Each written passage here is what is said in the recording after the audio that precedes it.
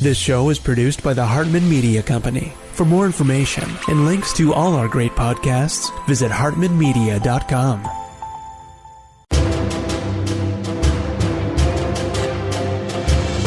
Welcome to the Heroic Investing Show. As first responders, we risk our lives every day. Our financial security is under attack.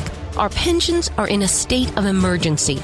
A single on-duty incident can alter or erase our earning potential instantly and forever. We are the heroes of society. We are self-reliant and we need to take care of our own financial future. The Heroic Investing Show is our toolkit of business and investing tactics on our mission to financial freedom. It is my pleasure to welcome Jay Parsons to the show. I've been following him for a while, and I've been excited to get him on, so he is finally here, and that's exciting. He is a rental housing economist.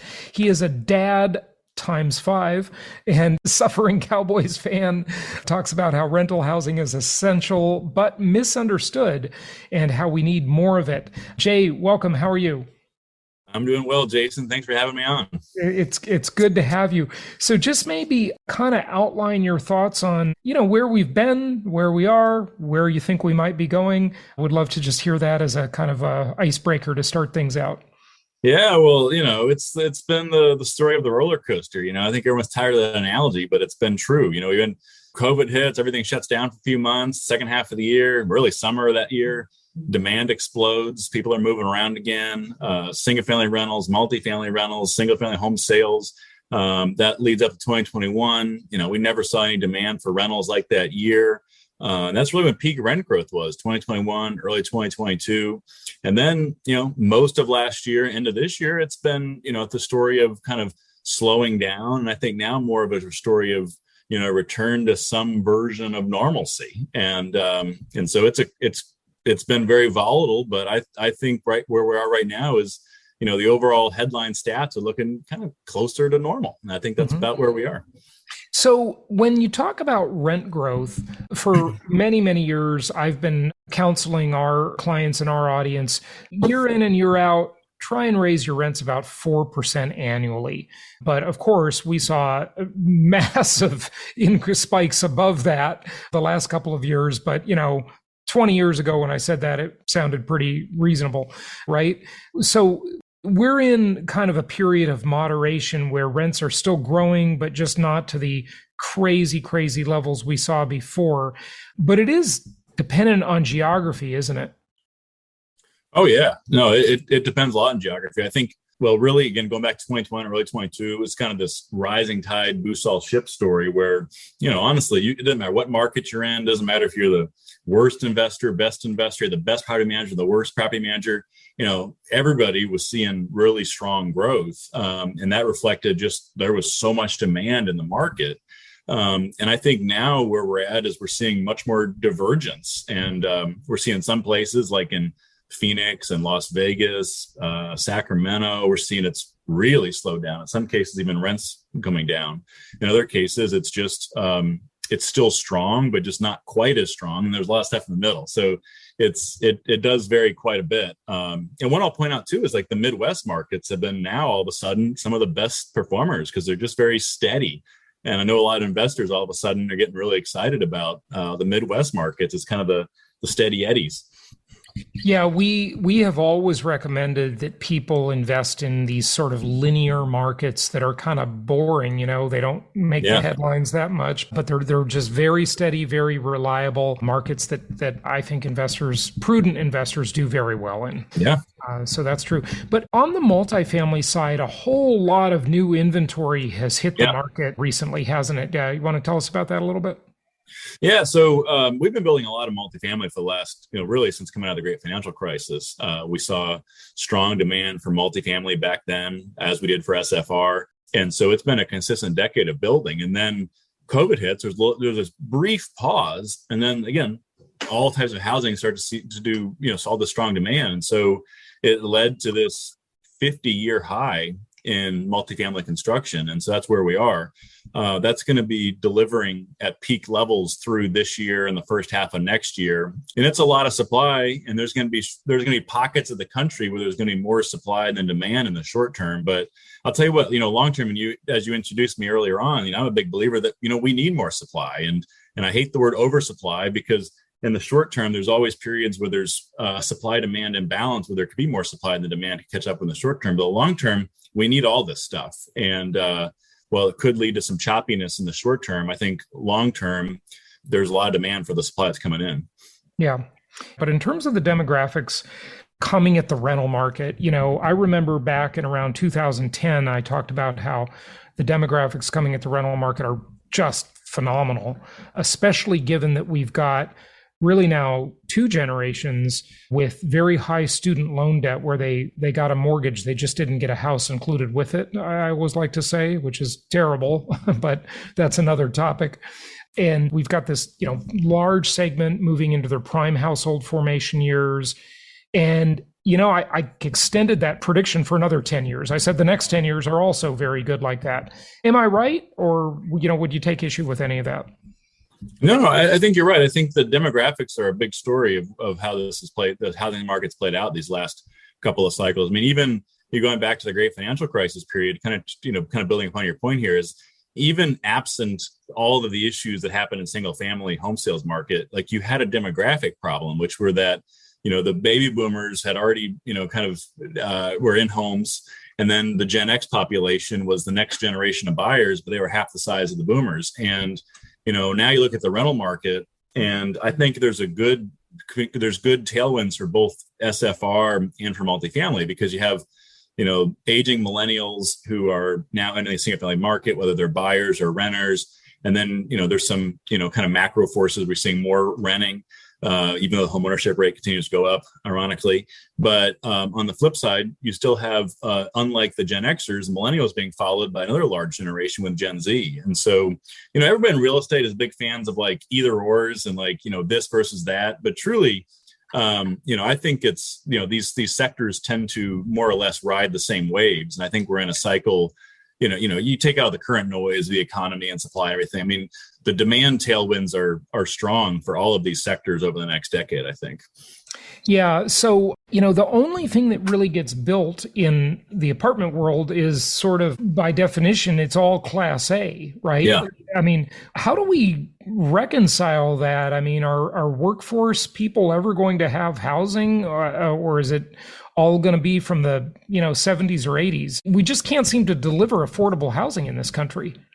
Yeah, no, you're 100% right. And that's something I'm very passionate about. And anybody who follows what I post on LinkedIn and Twitter will see this topic a lot. And the short version is that it's very hard to build workforce and affordable housing in our country. And even those terms are not universally defined. There's affordable big A, which is like subsidized affordable, and there's workforce, which can mean a lot of different things. But most of what gets built today, whether it's built to rent single family or it's traditional apartments, they're being built for 6-figure income households. The typical household renting a new apartment built in the last decade is making more than $112,000 a year, with roommates.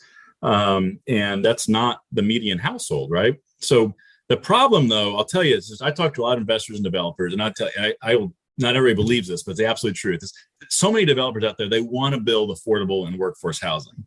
The problem is that it's easier said than done. The cost of land, the cost of labor, cost of materials, all of these things have seen an inflationary run up these last few years. Everything's expensive, and you'll never meet a land seller who says, "Hey, Jason, you want to build affordable housing? Great. I'm going to cut my land price in half for you." And the builder says, "Oh, Jason, you're building affordable housing? Let me charge you half the price for lumber and concrete and steel and appliances." And the workers obviously aren't discounting you for their time and expertise either. And so really... Well, by the way, before you go on, let me add a couple more to that. You never saw any neighbors in an area who have the NIMBY syndrome who said, "You want to build affordable housing? Sure, we need more of that. Build it right next to me." You never saw that. And you never saw a local government give you any breaks on your building codes and your restrictions and how you got to have 1,700 safety features in your house and, material specs and all this kind of stuff. So I get it that, and not to mention hurricane codes and earthquake codes and all of this stuff, but you're just making people homeless. Like, how do we fix that? Yeah, no, you're right. And part of there's a mismatch between like what everyone's ideals are, and this is what Nimbyism is all about, right? It's like, yeah, we need to have more affordable housing, but just not here.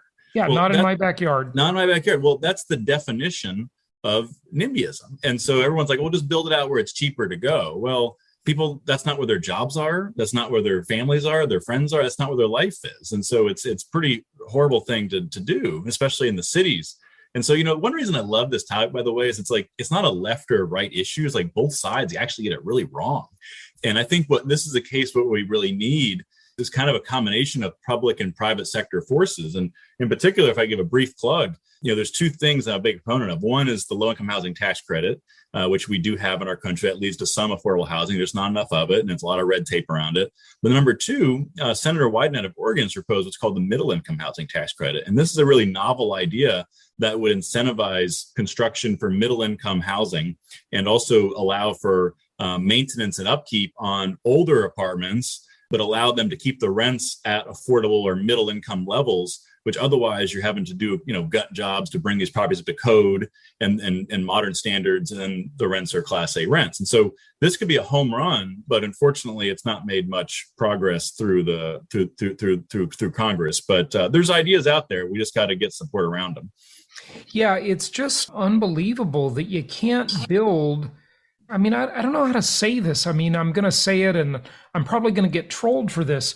But why can't you build a cheap house? I don't want to say a slum, but why can't you build a new house that's cheap, right? Yeah, I mean, there's lots of old cheap houses that we're not tearing down, right? There's lots of old slums, but it's like people are going to live in their cars, or they're going to be like quadrupled up in housing. It's just a kind of a ridiculous sort of situation we're in. It's kind of like a game of chicken, where you go first. Nobody can do it. Yeah, it's bad. And I'll tell you, like in Los Angeles, there was an article recently said it costs about $1 million to build one affordable housing unit. And it's because what they've done is, on one side, they say, yeah, we need more affordable housing. Well, on the other side, the city has made it very onerous and expensive by numerous added requirements to build affordable housing. If you want to get these subsidies to build affordable housing, you have to do all of, XYZ things that, actually make things much more expensive to build. And right. So, it's very unfortunate. Ultimately, at the end of the day, people suffer most for those who need housing. And I wish we could get this. And like you alluded to earlier, Jay, the workforce housing, those people aren't able to telecommute the way white collar workers are. It's that sort of drive until you qualify concept, right? And, that's for an apartment or a house.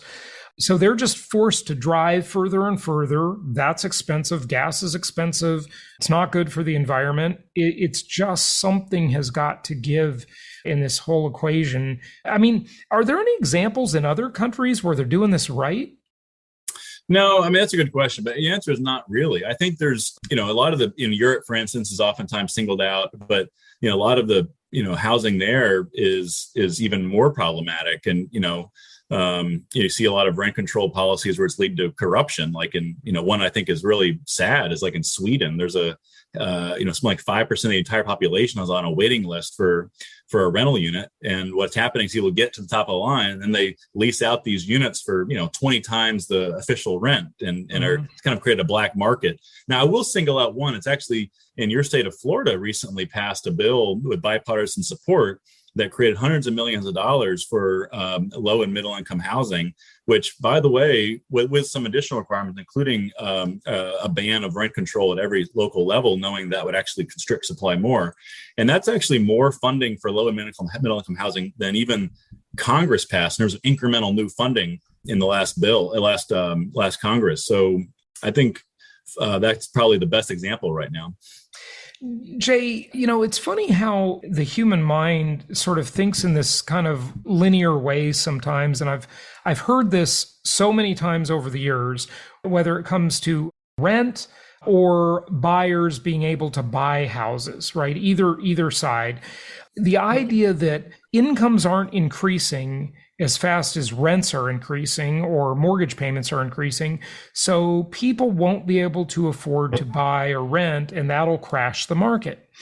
But what people just fail to understand about that is that they kind of assume it's the same buyer or renter. Yes. And yeah, I think you're catching right on to what I'm about to say, because what it is the standard of living just declining, where it's a person that could formerly afford more, accepting less because prices have gone up, rents or purchase prices. And people are just kind of like sadly moving down the socioeconomic ladder. What are your thoughts about that? Yeah, no, I think it's a complicated issue, but I was nodding because I think it was last year I was quoted in an article in the New York Times making that comment, which is that rents can only rise as much as incomes do, but it was sort of cut off right there, and I kind of got roasted for that. People taking my comment out of context, and really, I think in a kind of twisted sort of way to try to make a point. And the reality is is that there's natural controls on affordability that are actually for everyone's benefit, both for rentals and for home purchase. Like lenders are not loaned by giving mortgages to people who can't afford the mortgage. In the same way, property managers, whether you're mom and pop, a mid-size or institutional, they're using some sort of screening to make sure that you could afford the rent. And that barrier is typically about 30% of income on rent. And so what's happening is that as homes and rents get more expensive, it is still affordable, but only to those who are living there, right? And so we see is that there's kind of a natural filtering effect where if you look at what we see in apartment data, for instance, is incomes have gone up dramatically along with rents. And so the rent income ratio has been consistently in a low to mid 20% range. However, we also know a lot of people are not able to afford those rents anymore because, or are not qualified because of where rents are going. Same thing with home prices. So again, the real challenge is actually not those who are living in market rate apartments or buying houses. The problem is those who are not even in the market. And that's why we've got to find ways to create more programs to allow, whether it's vouchers or tax credits or whatever, we got to find ways that increase the supply of affordable and middle income homes. Yeah, the big trick there, though, is like even saying that incomes have been consistent with rents, right? That doesn't mean it's the same person. It doesn't mean it's the same tenant, right? I mean, we do see it get out of whack.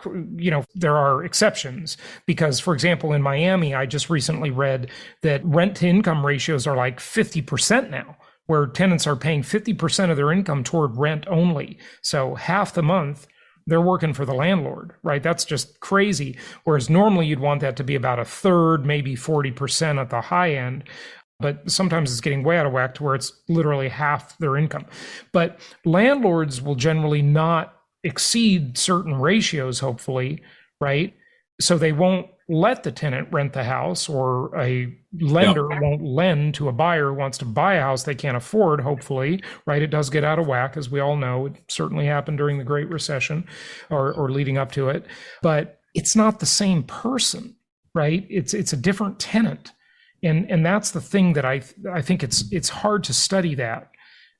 Well, yes and no. I mean, I'll say the same thing though, about anytime you see a study saying people are spending 50% income on rent, that's not accurate, because what's happening is they're taking median income data from the government, usually, then they're taking private sector rental data, a company like ours, and they're saying, well, this does not equal that, it's 50%. Well, wait a minute, like their median income household is not living in these market rate rentals that are overwhelmingly influenced by professionally managed, more investment institutional grade homes. I mean, your average mom and pop rental in your average affordable housing unit is not actually listed online where someone's surveying that rent, including it in a rent index. And so it's apples and oranges. And so I think what you have to be able to do is you don't track incomes at the time of renewal, but you can look at two things. One, you can actually, this is what we do. I think a lot of larger property managers, you want to look, and small ones, you want to look at what's the rent income for actual households in your communities that for the time of lease signing. And then you want to look at your rent collection, people still able to pay the rent. And on a national level, and in most markets, we're still seeing rent income ratios for new leases in the low to mid 20% range. And we're seeing rent collections in the upper 90% range. And so that's for the market rate side. It's more challenging in the affordable space. And so overall, it's a good story. Again, my concern, though, is people who are not even in those numbers because they don't qualify to live in the units that are available. And we'll be back with a lot more on this topic with this guest on our next episode. Thank you so much for listening. Please be sure to subscribe so that you don't miss any episodes. Be sure to check out the show's specific website and our general website, hartmanmedia.com, for appropriate disclaimers and terms of service. Remember that guest opinions are their own, and if you require specific legal or tax advice or advice in any other specialized area, please consult an appropriate professional. And we also very much appreciate you reviewing the show. Please go to iTunes or Stitcher Radio or whatever platform you're using and write a review for the show. We would very much appreciate that. And be sure to make it official and subscribe so you do not miss any episodes. We look forward to seeing you on the next episode.